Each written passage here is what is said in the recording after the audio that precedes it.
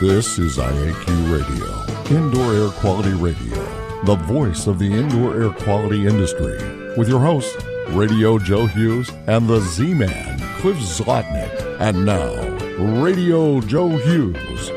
Good day, and welcome to IAQ Radio. It's Friday, January 12th, and today we got a great show. We've got T.Havics of PH2 in Indianapolis, Indiana.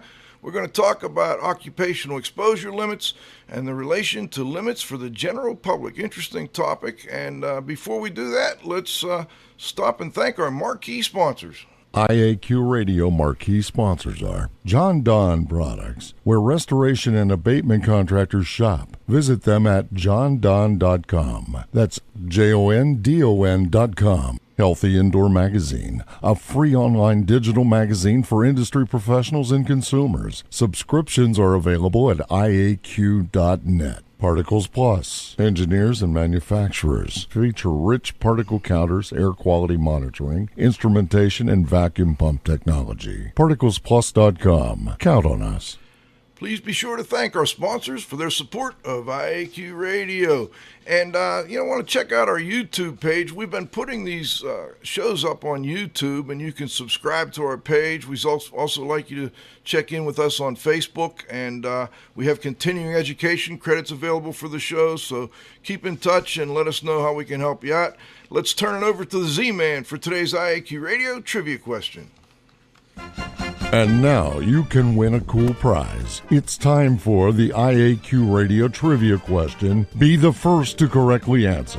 Simply email your answer to czlotnick@cs.com, or if listening live, just text your answer from your computer. And now, here's the Z-Man with this week's IAQ Radio trivia question. Hello, everybody. Congratulations go out to Vic Cafaro, Richmond, Virginia, for digging out the answer to last week's trivia question, that wildfires are actually named by the first responders. The IQ Radio trivia question for today, Friday, January 12th, 2018, has been sponsored by Ideas, the solution chemistry company, creating unique solutions to odor removal, surface cleaning, and decontamination problems. Here is today's trivia question. What agency established nickel, NCEL, exposure limit? Back to you, Joe. Okay, so today's guest is T.Havics. Tony's a PE and a certified industrial hygienist. He was an honors graduate from the Georgia Institute of Technology. His bachelor's degree is in mechanical engineering, and as I said, he's a registered professional environmental engineer with over 25 years of experience. He does a lot of field work, a lot of large projects, and also participates a lot in industry associations and presents at industry trade shows and industry conferences. And we look forward to talking a little bit about a presentation he's going to be doing at the IAQA conference in Chicago. That's the 21st through the 22nd through the 24th of this month. And he's going to be talking about occupational exposure limits and the relationship to limits for the general public. And Tony's joining us in studio with the Z-Man today, so happy to have him. He's a former Pittsburgher, and he's visiting the Pittsburgh region, so it's great to have Tony in the studio, actually. Tony, let's start by saying hello and welcome, and thanks for joining us. Good to hear you, Joe. Good to be in Pittsburgh again. I'll bet. Good old Pittsburgh. Now, Tony, let's start with just some basic things. What are exposure limits? Who's the exposed population we're typically dealing with? Well, you start off with an exposure limit, and if you ask yourself, what is an exposure limit? It's really, you're talking about combining an exposed population with an exposure scenario, and you're focusing on a particular critical adverse effect that you want to prevent. And as you pointed out, there is an exposed population, and that could vary. That could be a healthy worker in a workplace, but for the general public, that includes the elderly and very young. That might include, in some cases outside of that, it might include emergency personnel. So you have a variety of things that we have to look at in terms of what the exposure limit actually covers. And let's talk a little bit about exposure scenario. You kind of break it down, I see, between a time period, a frequency, and then you got a little summary. Maybe you could expand on that a little for listeners. Yeah, so when you look at the exposure scenario, you've got limits that are based on acute effects or things that occur very quickly, short time periods, maybe 10 minutes, maybe 30 minutes. You may have a little bit longer period than ones we're typically aware of, which would be like an 8-hour workday, or even a 24-hour period for general public. And then you may have something of moderate length that you're looking at in terms of 1 month to 3 years of exposure. And that may occur on a frequency basis of once a day, several times a day.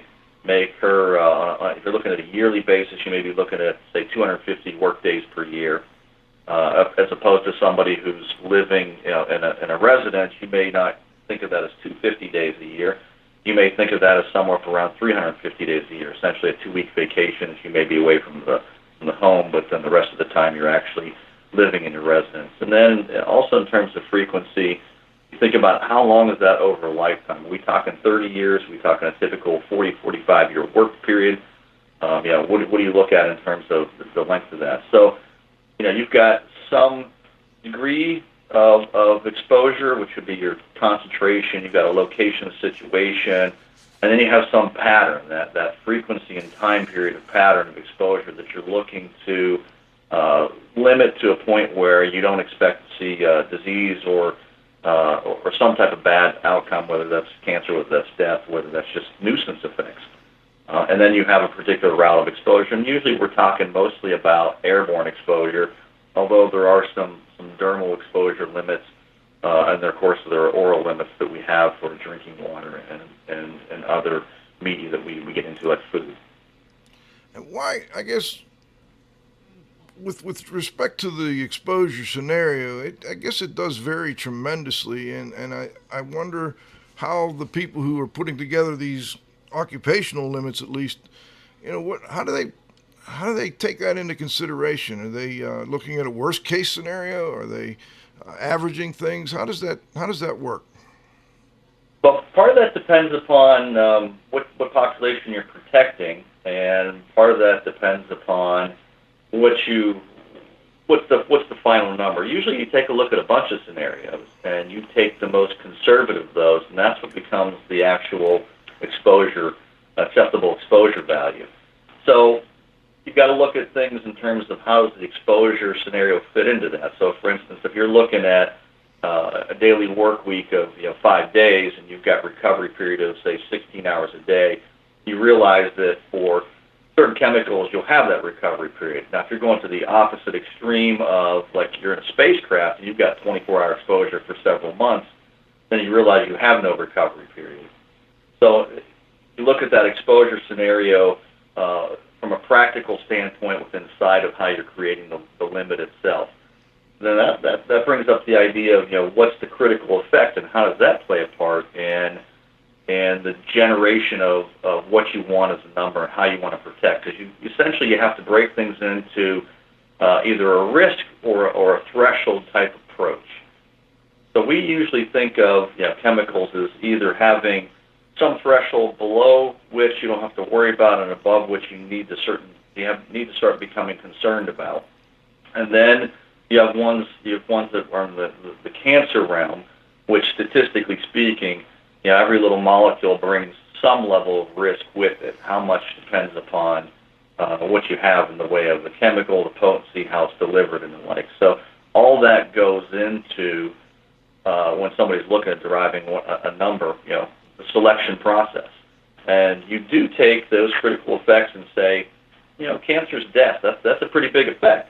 But if I'm looking at odor, that's a nuisance. It's reversible.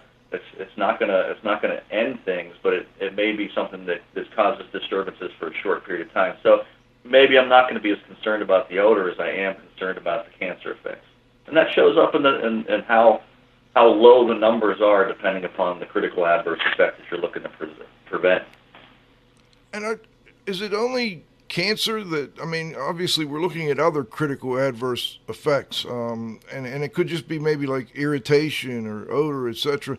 How do they determine what they're going to, which of those adverse effects they're looking at? They try and look at all of them, I assume, but the money only goes so far. How do you prioritize? Yeah, so cancer gets looked at probably the most heavily, mainly because of population fear, but also just because it tends to drive the numbers the lowest. So you always want to look at cancer as a significant effect, and then you look at your target organ parts, your kidney, your liver, your lungs, your heart, your blood, and then you start looking at the nuisance or transient ones if you can't see anything else with regard to that. You don't always have enough data. We've had long discussions about what's the minimum amount of data you need to be able to set a limit. And part of that depends upon how much safety factor or uncertainty factor you actually want to put in the number. And that actually gets to the point of occupational numbers versus general public numbers. You're typically looking at safety uncertainty factors of, say, 3 to 300, more typically around 10 to 30 for the occupational realm, versus somewhere in the neighborhood of like 30 to 3,000 for the general population. And that shift is where you see the final differences in between some of those numbers. But you do, even with inside of the cancer, you look and see whether it's a genotoxic or a non-genotoxic chemical. And what do I mean by that? Well, genotoxic means you're going to see a direct effect upon the genetic structure by that chemical as opposed to, say, an indirect effect. And that makes a difference in how you look at the model that you're using to decide what's acceptable. In a non-genotoxic cancer event, you may actually have a threshold, and if you stay below that threshold, you don't actually significantly increase your risk of getting cancer from exposure to that chemical, versus one which is genotoxic, where there's essentially, you expect even a single molecule to have some risk associated, even if it's extremely minute. And that can range in potency, but in general, those tend to drive the numbers down very, very low. The lowest one I can tell you would be lowest feasible limit, which would be furan.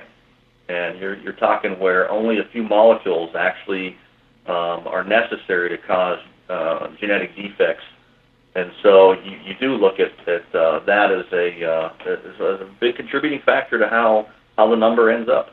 What was that again? Hey, Joe, one of the things about furan is furan. Okay, it's very commonly found with incomplete combustion, and I don't think that the industry was really aware of it before, and it just seemed to me that doing some consulting work that I was doing, that that was one of the things that they looked for, Tony, after the World Trade Center. And buildings that were affected to it, they went in, they looked for furan, they looked for dioxin, and besides lead and asbestos and some of the other things.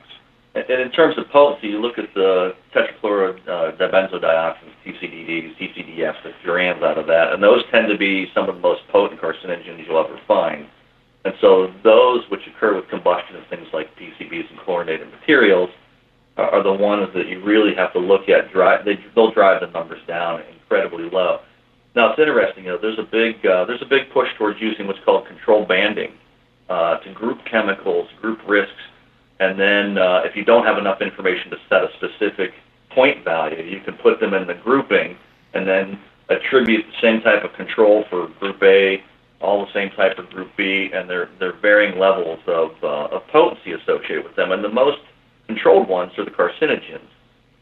We did a study for the WHEEL Committee, Workplace Environmental Exposure Level Committee, about 10 years ago. And we looked at 100 chemicals, and we compared that control banding approach of ranking them essentially into groups versus what the real numbers are. And I can tell you the carcinogens drive the numbers extremely low.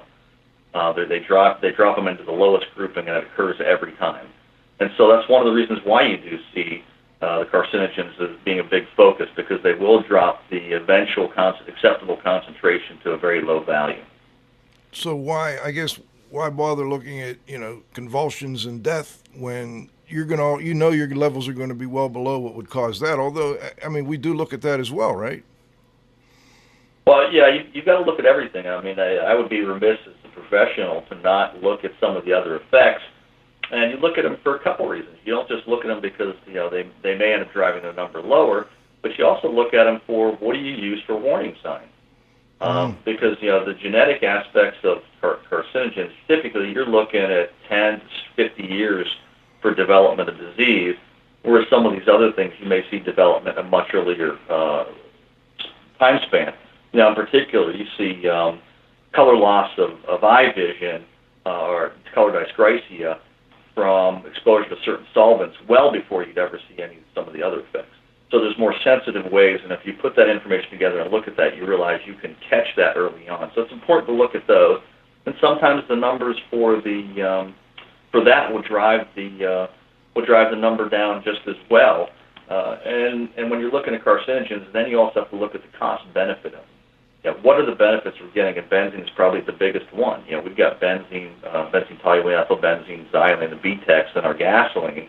And benzene plays a big role in all the things that we do get out of society. So all the benefits that we get are heavily tied to the petrochemical side, and that means being exposed to benzene. So if we accept a certain amount of risk, and that risk value changes depending upon the agency and the grouping and how you want to, whether that's voluntary or involuntary, but there's a certain amount that we will accept because of the benefits that come out of that. And benzene is probably a good example of how we will accept a higher level of risk. Do the same thing for pharmaceuticals. So you have the same issue there. And that probably is one of the big differences between occupational exposure and non-occupational exposure and the limits. For occupational exposure, back in 1980, the Supreme Court looked at the benzene ruling, and one of the justices made in his decision said, an unreasonable person would not consider 1 in 10,000 to be too much risk. And so 1 in 10,000 on the occupational side is probably an upper number, and 1 in 1,000 is probably the lower number in acceptable cancer cases, and that's what OSHA is driven towards in terms of their numbers of acceptable risk for carcinogens. On the other hand, if you go to EPA, in the Clean Air Act amendments in 1990, you'll see that there's actually written in there if the risk is lower than 1 in a million, they're not going to look at it. So they go all the way down to 1 in a million as opposed to 1 in 10,000, and typically the EPA looks at 1 in 100,000 to 1 in a million. You go to state of California under the Prop 65, and for a consumer product, if you're looking at 1 in 100,000 is acceptable risk. So if it has less than 1 in 100,000 acceptable risk, then what happens is you end up regulating that type of a product for consumer usage. And that plays out in various scenarios in terms of how we manage both on a workplace side versus a non-workplace side, the development of some of these numbers and what's acceptable and what's not acceptable. I've got a text I've got two questions, but first I want to hit this text because it directly it's directly tied into what we're talking about here. It says, no numbers to apply for occupational asthma sensitizers and triggers. Can you comment on that?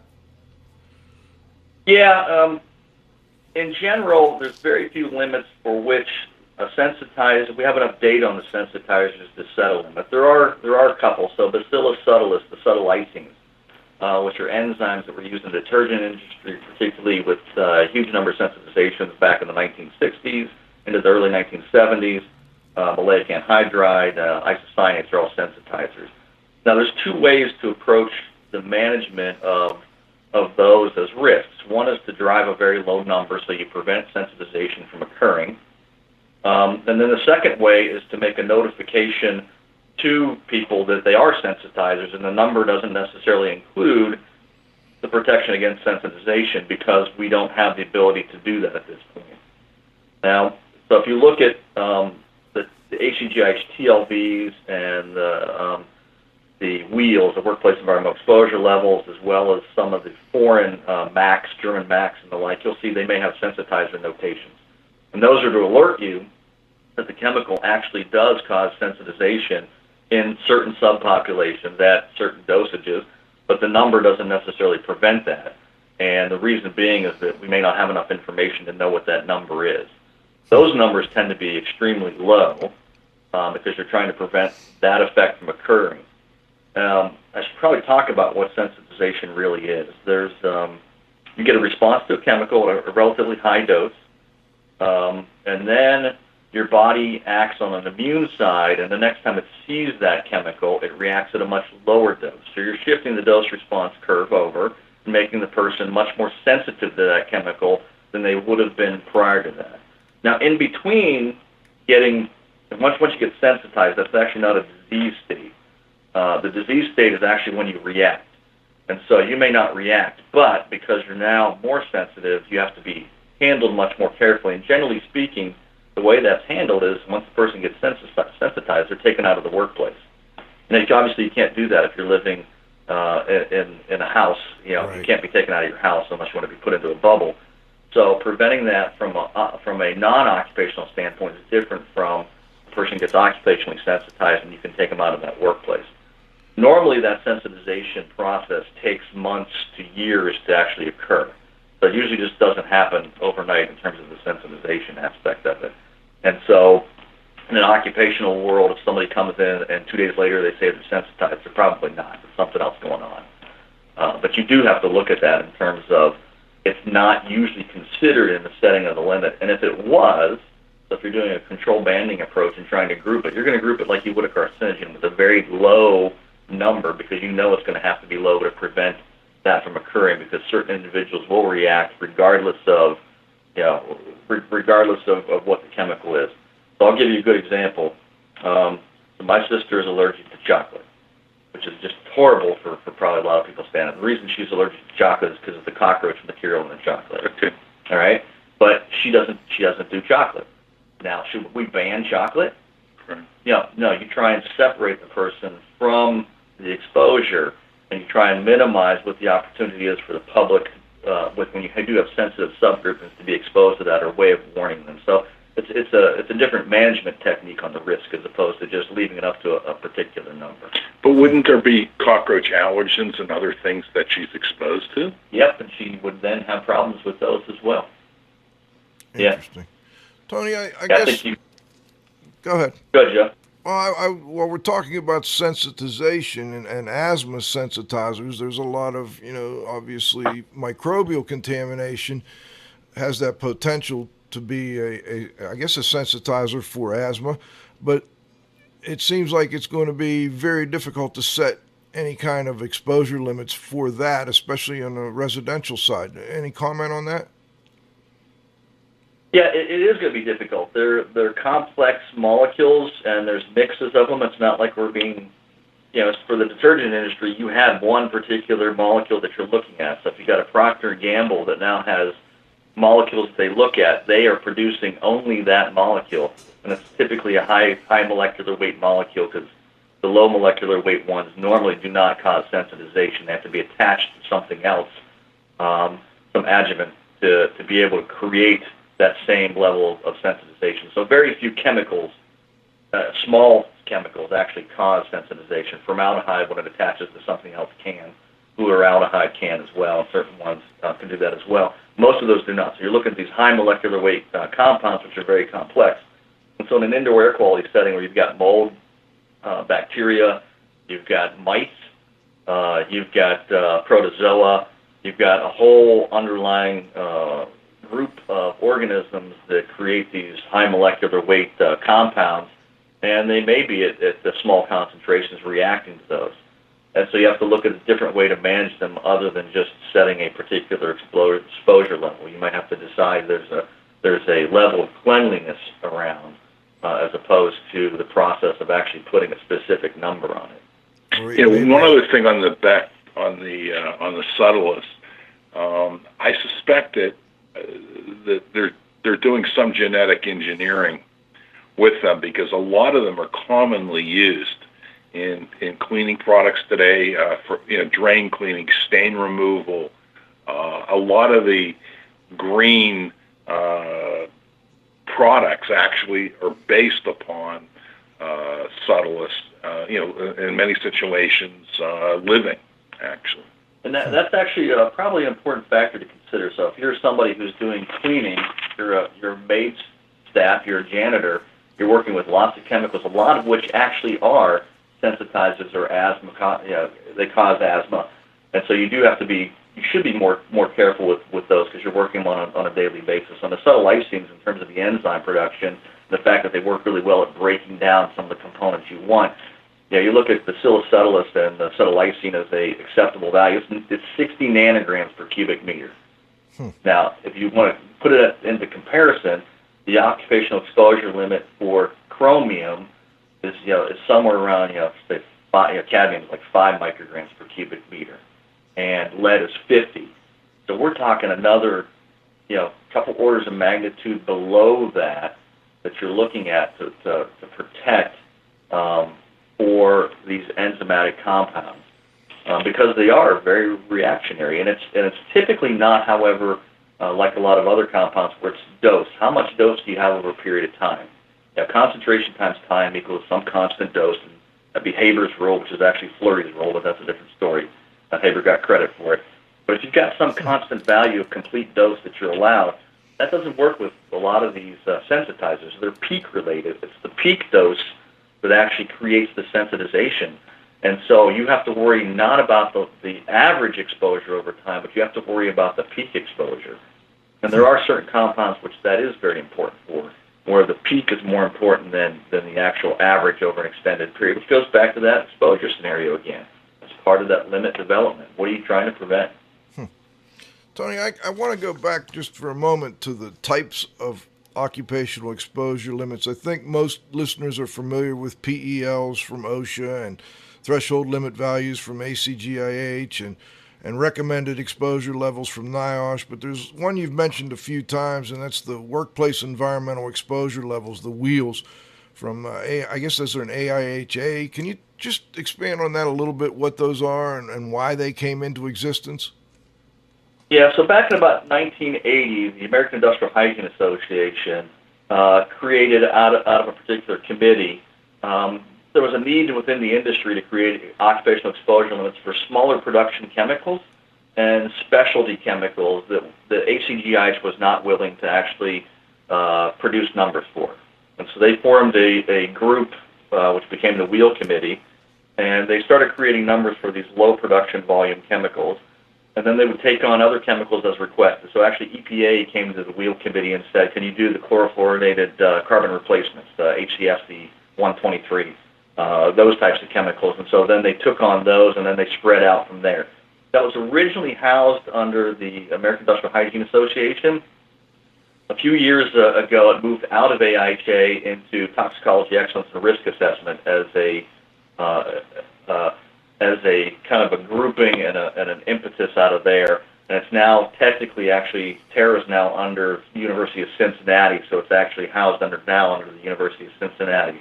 So you've got 25 to 30 board-accredited toxicologists, CIHs, engineers, who get together and do a consensus basis, very much like the ACGIH TLV committee does, to create those limits for the workplace.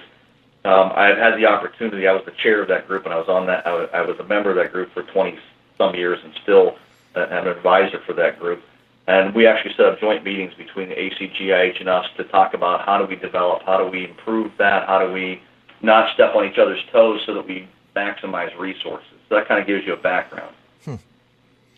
Tony, I want to go back to the OSHA PELs for just a moment. Oh, and yeah, we're getting close to halftime here, but I think you might be able to do this in the minute and a half we've got left.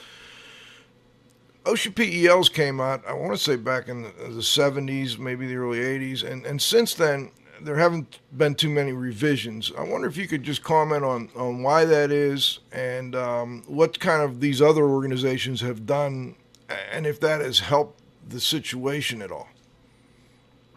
Yeah, so if you look at an OSHA PEL, which is a legally binding limit that you have to maintain to protect your employees, they were originally created out of the Occupational Safety and Health Act back in 1970. The first major one was asbestos, but they really have only developed about 30 or some since then. What they did is they wholesale adopted ACGIH's TLVs from basically 1969. They adopted those as the limits. They tried in 1989 to do a wholesale upgrade of 289 or so limits, somewhere around that number. The UAW and the AFL-CIO sued OSHA, saying they didn't make them protective enough. It went to the courts. The courts said you can't do wholesale. You got to do each one by itself, essentially. And so they threw out all the changes that they intended to make, and now went back to a step-by-step process, which is now limited very dramatically how OSHA can and what it can do in the way of updating those limits. So now you go to ACGIH and the Wheel Committee, so the TLVs and the wheels, in terms of they are updated on a regular basis, every, say, 5 to 10 years, and so they are much more modern. They have a very straightforward process on how that's done. You can look at some publications in the professional journals, or you can actually take a PDC, professional development course, on how that's done. The Wheel Committee actually does sponsor one of those. And you can see how they actually form those. And those have taken over as the standard, industry standard on what is a good number, as opposed to OSHA PELs, which are a legally required number, but they're not necessarily good practice. And just to further that a little bit, even though they're legally required, the PELs, and obviously if there was a lawsuit, you'd have a problem on your hands, are the ACGIH TLVs as, I guess, weighted as much in legal cases as the PELs from OSHA? They have been weighted pretty heavily because of the way they're created, the standard de facto of how they're done, as an appropriate limit to have to meet in order to be protective of the workers, provided you actually go back into looking at that occupational scenario, the time period and the like. So if you're trying to say that, I was over the limit one day out of 15 years, I don't think you're going to get anywhere. Okay. They also weren't really meant to be a point of contention over disease or not disease. Now, the data is typically there to decide and look at the risk aspects of whether there was disease, but remember, they have uncertainty and safety factors built in, and versus OSHA, which also has economics and technical feasibility built into their limits. And so there are some differences in there that may account for that. But ACGIH TLVs are looked at more heavily in the litigation realm because they have been updated and they have taken into consideration newer data, better data. And so you look at them as a higher level. Same thing with the wheels. That they're a much better number than the original PELs. Okay. Well, we'll be back. We're going to stop and thank our sponsors here at halftime, and then we'll be back with the second half of our interview. We've got T.Havics today, and we're talking about occupational exposure limits and their relationship to limits for the general public. We kind of did the background stuff here for the first half. We'll get a little more detail in the second half. We'll be right back. Hang with us for 90 seconds. IAQ Radio would like to thank our association sponsors. The Indoor Air Quality Association, a nonprofit multidisciplinary organization dedicated to promoting the exchange of indoor environmental information through education and research. Visit them at IAQA.org.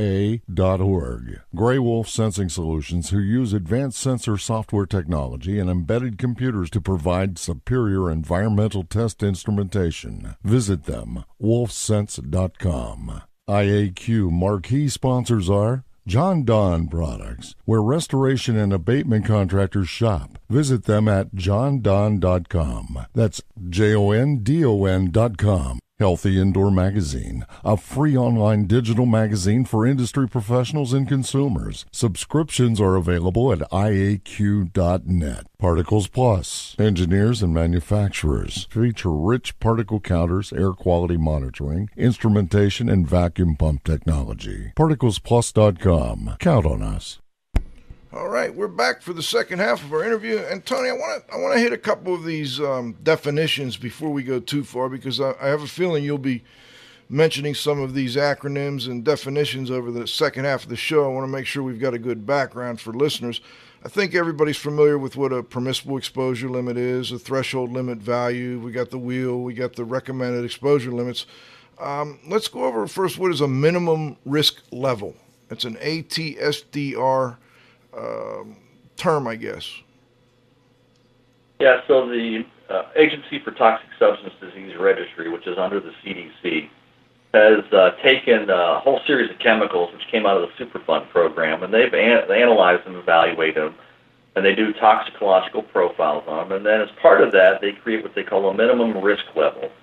And what they do is they estimate the daily human exposure to particular substances likely over a lifetime or a short time period, depending upon which grouping it's in, to prevent adverse non-cancer effects. So these are all non-cancer effects.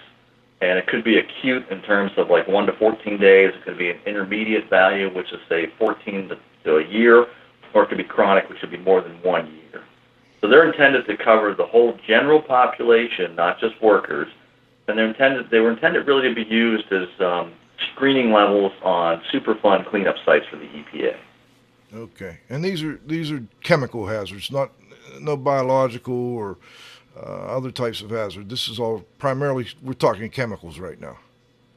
At this point, as far as I know, ATFDR has not put together anything on a non-chemical basis. Okay. And then a slope factor, if you could quickly let people know what that is. All right, so if I'm doing a dose response to a chemical, we're giving animals a certain amount of chemical dose, and we're looking at what they respond in terms of cancer, because slope factors associated with cancer.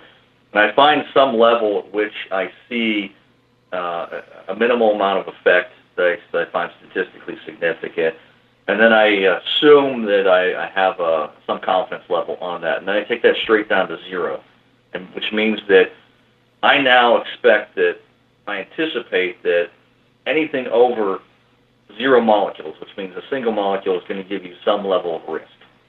And then up to that point where I've measured some level of risk is a straight line. And so I get some slope for that straight line of response. Well, that slope, that increase in risk per unit of dose, so I've got an increase of however much risk per milligram per cubic meter or per milligram per kilogram of body weight it may be in. You actually look at the slope of that line. So then I can project out, well, if I have this much dose, I have this much risk. If I have this much dose, I now have this much risk. Okay. So it's basically a line projection of the risk compared to the dose. Okay. And then I think you may have mentioned this risk-based target level, but let's go back over that real quick.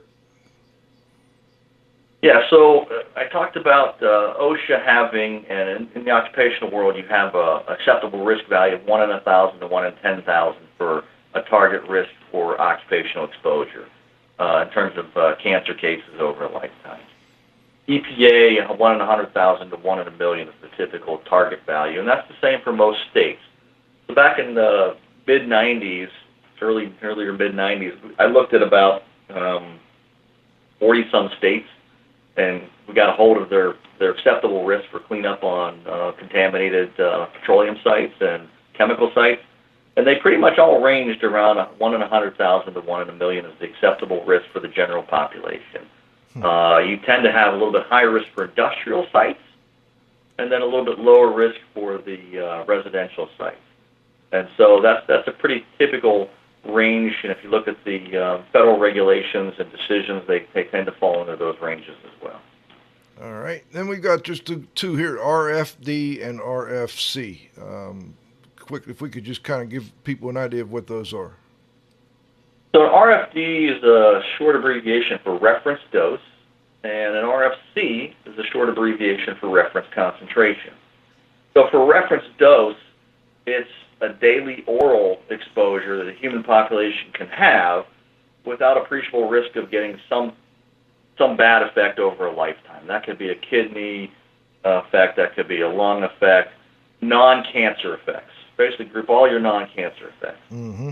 For reference concentration, it's pretty much the same thing. Instead of being a oral dose, it's an inhalation dose, below which you don't see and you don't expect over a lifetime to have any adverse effects to.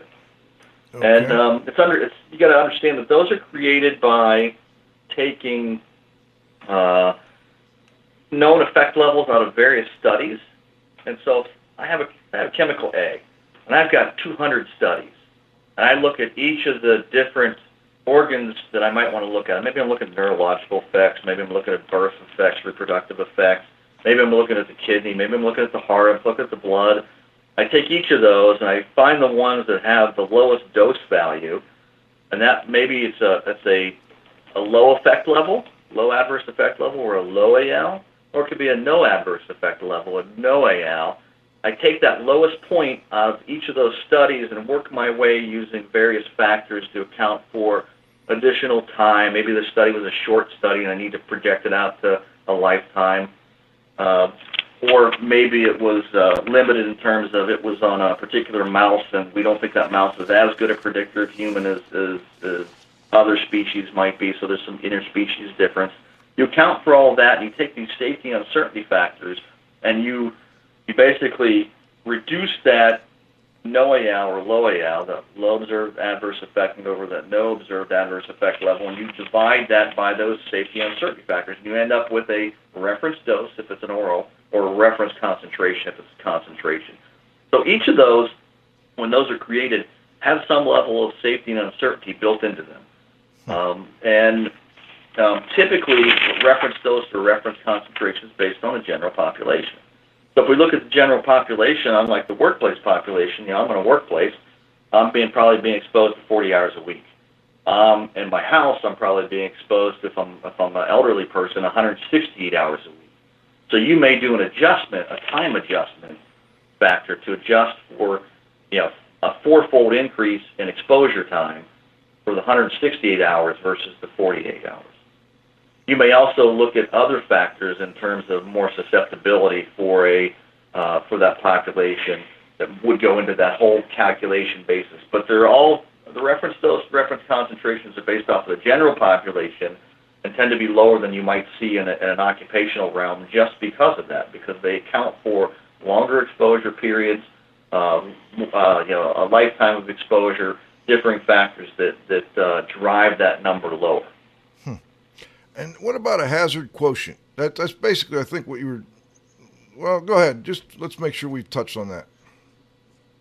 Yeah, so if you're looking at a hazard quotient, that's the ratio of exposure that you have compared to that RFD or RFC. So if I've got this conservative value of a reference concentration, of let's say it's 10 ppm of chemical X, and I'm actually being exposed to 1 ppm of chemical X, my hazard ratio is 1, my hazard quotient is 1 divided by 10, which means it's 0.1, which I'm at 10% of my allowable, given all the conservative and safety factors that have already been put into that number to begin with. Okay. So when you typically see some of these comparisons to acceptable values coming off of cleanup sites, or even in vapor intrusion and indoor air situations, these numbers already have a safety factor and uncertainty factors built into them, and then you're looking at the hazard quotient compared to that value. So maybe it's 50%, and sometimes it hits 150%, and people panic. But recognize that is particularly only maybe one day when that quotient, that value is based off of a lifetime. One out of thousands of days, as opposed to hundreds out of thousands of days, is not the same. And so you got to look at where that number came from and what that actually means in terms of the actual exposure compared to the predictable. So you do it in terms of, again, the exposure scenario, the time period and the frequency, and you match that. That's why there's different RFDs and RFCs. There's acute, there's intermediate, and there's chronic. And you compare those. And you compare that exposure scenario. How many times do I get exposed?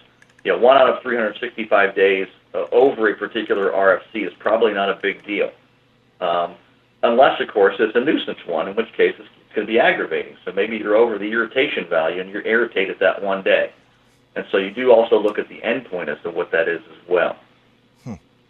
Let me hit real quick, ambient air quality limit. I want to make sure we touch on this one. Yeah, so we have primary standards in the public health realm, derived by EPA, which are intended to protect human health and the environment, the sensitive populations such as asthmatics, children, and the elderly over a lifetime. And so an ambient air quality limit is meant to be general public, including babies as well as people over the age of 65. That typically would be outside of the workplace. We're also trying to protect people who already may be asthmatic and may be more sensitive to particulate or some particular agent. And those are what are derived, are called ambient air limits. There's primary ones that the Fed derives. There's actually secondary standards that the Feds derive. And then each state may actually create similar ones. And so a lot of the states have created specific values for just for their state as well. And so those are meant to be general public. And they've been around, EPA was created in 1970, and they started working on those in the 70s. But actually, going back to AIJ again, back in the late 60s, they actually created community exposure limits for lead, ozone, aldehydes, a lot of the things we see today. AIJ actually had a committee that created those ambient air quality limits back in the late 60s into the early 70s. And let me if you could kind of clarify for me, there's the National Ambient Air Quality Standards, but that only, I mean, if I recall correctly, there's 6 or 7 of those. And is this additional limits, ambient air quality limits? How many are we looking at? How many have we actually got for the public? Yeah, so the national ambient air quality limits are only a half a dozen or so. You do have some secondary ones like copper and the like that are made to protect against vegetation and visibility issues and the like. But for the federal ones by the EPA, they're very limited in how many there are. Now, there are other ambient air quality limits that are derived based off of the similar process that you use for the EPA uses for cleanup for Superfund sites. And what's acceptable as a downwind population, or what's acceptable as a concentration in a residence. And those follow standard what's called risk assessment guidelines, RAGs, that the EPA has put out. Those same processes are used by, say, ASTM and their guideline for chemical cleanup at a contaminated site. They're also used by, the same process is used by California CARB to create acceptable values for their air and ambient situations. And those are also used by other states when they derive fence line values for chemicals coming off of, say, an industrial facility, what's allowed to be downstream at the fence line. So there's a limit to the EPA's numbers, but there's really not a limit to a lot of the things that are out there in terms of those being derived for general population scenarios. They all tend to fall into the same process that EPA has used for risk assessment guidance, which would be creating an RFD and RFC and then creating an exposure scenario for that. Okay, and then, you go over things like what is an 8-hour time-weighted average, what is a short-term exposure limit. I think we're good on that. But then you talk about some non-occupational, I guess they're like occupational exposure scenarios. And I think that's what a lot of people are interested in here is, what are the non-occupational exposure scenarios? How do you use the occupational limits to help you better guide people on the non-occupational exposures? Okay, so knowing some of the non-occupational ones, which are typically you have some 1-hour limits, and then you have some 8-hour, and then you have annual ones averaged over a year with a certain perhaps number of exceedances, say once per year, or a 99-98% value to stay below for 1-hour maximums. All those are meant to reduce morbidity, disease, impairment in individuals' ability to enjoy life, whether that's being able to breathe well, whether that's being able to not smell something they don't want to smell. And so those non-occupational ones have particular endpoints. And so if you're going to compare an occupational to a non-occupational, or you're trying to derive a non-occupational off of an occupational, you look, again, go back to that exposure scenario. What's the time period of exposure, what's the frequency, and what's the adverse effect? Because those will help you decide why the number is like it is. And so if I've got odor stuff in an occupational world, there's probably not going to be much adjustment to the non-occupational world, because it's essentially driven by the nuisance effect of an odor, and there's not really. It's acutely, the effect is acute. It turns up very quickly. It already has covered a pretty broad range of people who can be sensitive to that particular odor. So that doesn't see much of a change. On the other hand, if I've got something like increased heart attacks over a lifetime, then I'm looking at a different population for non-occupational. I'm looking at different time periods, and so I have to adjust to account for longer exposure periods, less recovery period, more sensitive individuals. And so there are certain factors that you would use both directly to account for, again, 40 hours versus 168 hours. Perhaps there's an inner human variability that may be tenfold that I need to account for. Maybe I don't trust the rat data. And, does anybody trust a rat? It can be very devious little buggers. As a matter of fact, let's take a look at rat situation for an instance. Rats actually, one of their mechanisms to avoid exposures, they actually decrease their respiration rate. And so for certain things, they will actually slow down their breathing while they're inhaling it. And so if you think about that, you're doing a test and now they're inhaling half of what you think they inhaled. then they may not be getting the same dose that a human would. So you look at comparisons between animals and what we're testing, the animal data you're using, and what's a human, and how do we relate those two? And maybe I need a threefold uncertainty or safety factor, and maybe even tenfold to account for that. Those I would potentially use in a non-occupational setting to be conservative and protective, but I wouldn't necessarily use them in an occupational setting where I don't expect to have a 2-year-old baby and I don't expect to have an 85-year-old man working with heavy chemicals. Maybe this is a point where we can, there used to be like a rule of thumb, and I can't remember if it was from ACGIH or I can't remember who, but it was like 1/10 of the occupational exposure limits was more, was fairly protective in non-occupational exposure, the general public. But that has been, they're no longer recommending that. They're no longer standing by that. I wonder if this is a point where you can maybe talk a little bit about that. Yeah, so I've been around a long time now. My professional career started on Friday the 13th of 1986. Quite an ominous day. Yeah. I saw the old, it was actually ASHRAE's indoor air quality standard that had that in the appendices. ASHRAE, that was it. So okay.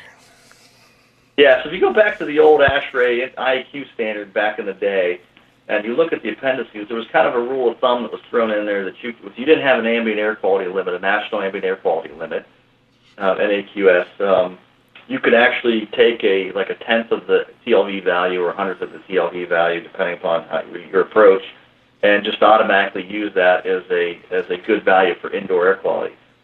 The problem with that is it ignores the way in which they're developed and the different endpoints, and so that doesn't work. Now there are some pretty good correlations on certain groupings of chemicals that you could do that because you're adding say a 3 to 30-fold safety factor for a more sensitive population or a more variable population.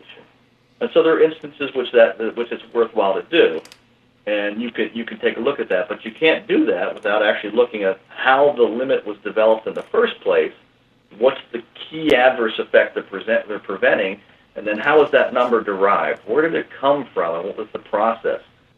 So from that standpoint, you can, if you know where the limit came from and you know the process, you can then apply some of the other modifications to come up with an acceptable, ambient air value. If you go back and you look at each one of these ATSDR tox profiles that have derived minimum risk values, the MRLs, if you look at those, they go through step by step. What do they use as the study? What's the number? What are the factors that they take off of that to account for 24 hours a day? What do they do to account for rat to human? Maybe breathing rate differences or things like, for formaldehyde, a rat has a very nice big nose, but it takes water, it takes stuff in that's very water soluble faster, so it's more sensitive to formaldehyde, it's more sensitive to glutaraldehyde. So you might actually bump the number up for something like that as opposed to reducing it. You take those factors, and if you look at the MRLs, they'll come down and show you how they got to their final number, and you can see all the factors that went into that process. You can do the same thing taking the occupational data and then coming down and doing the same derivation, knowing what some of those are. You can also cheat and go to the REACH over in Europe, and they have a formal DNL process, essentially a default exposure limit that you can go through a very formal systematic process on how to come up with an acceptable number. And those numbers tend to end up being more general population related as opposed to occupational, even though they were theoretically created for the occupational realm. Tony, I wonder if you could maybe use an example for us. I wanted to pull one up that I think most everyone's familiar with. Formaldehyde has been an interesting situation, I guess, for people doing indoor environmental quality. And then you've got, California had some proposed rates that, were really not something that almost could be achieved. And I'm wondering if you could maybe use formaldehyde as an example, because we're running a little low on time, on how you would take maybe the occupational exposure limits and how whether you or others have adjusted that using one of these types of, like margin of safety, one of these approaches, and how that works in the real world. All right, so let's hit formaldehyde for a second, and let's recognize that, like, we have a OSHA PDL, which is based off of cancer, but we also have an ACGIH TLV, which is lower. It's at basically, a third of that, and that is based off of irritation and nuisance value, not based off of cancer. The cancer effect is much higher. And so the number that actually gets used by ACGIH is a nuisance value of irritation. And there really is no safety factor built into that whatsoever. Actually, the safety factor is negative. They accept that you were going to have 20% of the population exposed at that TLV to be annoyed by the odor, to be irritated by that exposure. And so even there, you're seeing 20%. So if you're looking at a non-occupational world, I'm probably going to be shooting for, at least no more than 5%, and maybe lower than that if I'm looking at a target value that I want to be exposed to as my number. So I'm going to be taking a look at the data that was used to generate that acceptable value under the TLV and say, what do I really need to make sure that in the non-occupational realm I'm not seeing irritation of individuals associated with that formaldehyde exposure. And so that may be 6 times lower. And so recognizing that it's reversible, it's an irritation effect, so it's not something that's going to kill you, it's just going to annoy you. And it may make you very non-productive. And those are important factors in indoor air quality. Those are things that drive the ability of somebody to function in an indoor air quality setting. And so I would look at dropping those down as a preventive measure so that I know that I'm less likely to have that. And then if I do have somebody, I'm not going to lower the limit to somebody who's sensitized. I may control their workspace because it's cheaper to control their workspace, one person, than it is to try and limit everything for everybody else. There's a reasonable management way of looking at what do I create for the number to handle almost all people, and then what do I do for these few people who I can't manage in that fashion. I can manage them in a different way. And are you familiar with what California, the levels that California put out, and how they came up with those numbers, and why they're lower than what is found commonly in maybe half of houses? I haven't looked at that lately, but I would suspect, knowing what they do with glutaraldehyde, that they probably took that type of dose and did safety factors off of that, assuming it's a long-term target organ thing, which is not the same. The other way they could have done it is they could have looked at nasal lesions in the rats and not accounted for differences between humans and rats, and said there are things that make it so that we're more sensitive. And they have a tendency to do that out in California. They also have a tendency to take the ultra most sensitive, even if it's not a repeatable study, and use that as a basis. So methamphetamine, when they were looking at the cleanup level for methamphetamine on surfaces, they took a study of pregnant women taking meth for weight reduction. That was the study that they used for their basis. Now, the dose-response relationship in that study was not very good. They saw an effect at the lowest dose. They didn't see an effect at the next dose. They started to see an effect at the next dose, highest dose, and then again at the next highest. And so you should see a monotonic increase, or at least an increase that's statistically good, as opposed to seeing a certain value is actually better. And so when you see that, you don't use a study like that. You're very cautious and use the upper end of the study instead of the lower end of the study. But California tends to be very protective in the way they look at things. And so when they do that, they will take more safety factors and be much more conservative than other people would. And it all comes down to how do you want to manage your risk? I'm somebody who likes to look at the overall risk. If your chance of being struck by lightning over a 72-year lifespan is probably about 17 in a million. Do I want to regulate a chemical so that I have a 1 in a million risk when I'm already at risk of being struck by lightning or being taken out by a flood, which is even higher risk? What do I want to use my money and my resources and my people to prevent? And I take a better risk management approach as opposed to a hazard approach. And that's important to understand about these limits is you have to also look at the exposed population and what are you trying to prevent and how can you do it? This is not the only way to manage risk.